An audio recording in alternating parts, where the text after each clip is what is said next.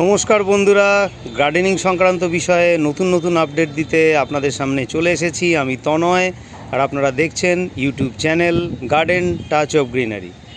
আপনাদের সামনে আমার ছাদ বাগানের একটি ফলের গাছ, বুঝতেই পাচ্ছেন, গেস করতে পাচ্ছেন কি ফলের গাছ? আমড়া। দেখুন থোকায় থোকায় ঝুলছে। দেখুন মিষ্টি আমড়া, যেটা বিলিতি আমড়া বলে। দেখুন থোকায় থোকায় ঝুলছে। দেখুন অসম্ভব সুন্দর। দেখুন থোকায় ঝুলছে। আমড়াগুলো প্রায় ম্যাচিওর হয়েও গেছে, পেকে গেছে। কালারটা দেখলেই বুঝতে পারছেন। দেখুন একটা ঝরে পড়ে গেল, একদম তৈরি হয়ে গেছে।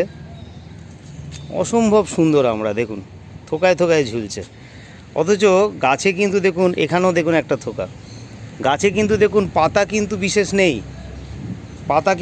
নেই, দেখুন একটা 50 লিটারের ড্রামেতে রয়েছে, প্লাস্টিকের ড্রামেতে গাছটা রয়েছে।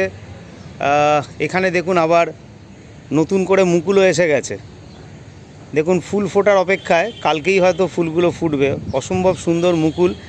দেখুন নতুন কচি পাতা।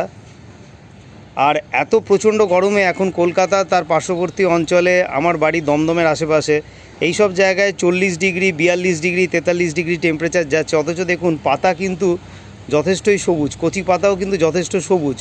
এই জন্যে আমার মাস্ট রেকমেন্ড যে আপনারা ছাদ বাগানে অবশ্যই একটি এই বিলিতি আমড়ার গাছ করুন। দেখুন গোড়াটা বেশ কিন্তু মোটা হয়ে গেছে। আমি প্রথমে একটা টবেতে ছিল, মাটির টবেতে ছিল, একটা 8 ইঞ্চির টবে। তারপরে আমি একে এই প্লাস্টিকের ড্রামে দিয়েছি। 1 বছর এখনও হয়নি, প্লাস্টিকের ড্রামে দিয়েছি। গাছটা কিন্তু গ্রোথটা খুবই সুন্দর হয়েছে এবং প্রচুর পরিমাণে কিন্তু ফল আসছে। আর গাছে পাতা নেই এই দেখে কিন্তু ভাববেন না যে গাছের গ্রোথটা খারাপ বা গাছের কোনো রোগ আছে, কিছু আছে, এসব চিন্তা করবেন না।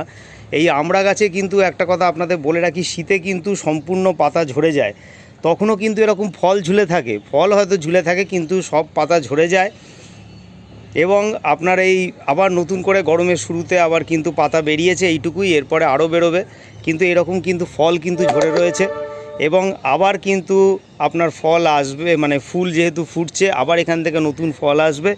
এই আমরা আপনারা এই গরমেতে ডালে দিয়েও খেতে পারেন বা এমনি কাঁচাও খেতে পারেন, খুবই সুস্বাদু, আমি খেয়ে দেখেছি।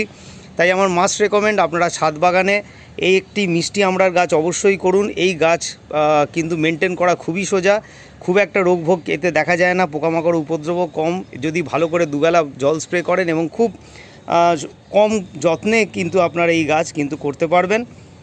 যেরকমভাবে নর্মাল মাটি তৈরি হয় সেইভাবেই মাটিতে দেবেন। মাটি তৈরি ভিডিও আমার চ্যানেলে আছে, চ্যানেলে ভিডিও সেকশানে গিয়ে আগের ভিডিওগুলো দেখে নিতে পারেন।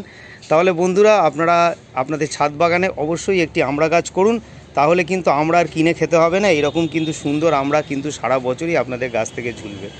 বন্ধুরা তাহলে আজ এই পর্যন্তই, পরের ভিডিওতে আবার আপনাদের সাথে দেখা হবে। ততক্ষণ সবাই খুব ভালো থাকবেন, সুস্থ থাকবেন, আর অবশ্যই থাকবেন গার্ডেন টাচ অফ গ্রিনারির সঙ্গে। নমস্কার।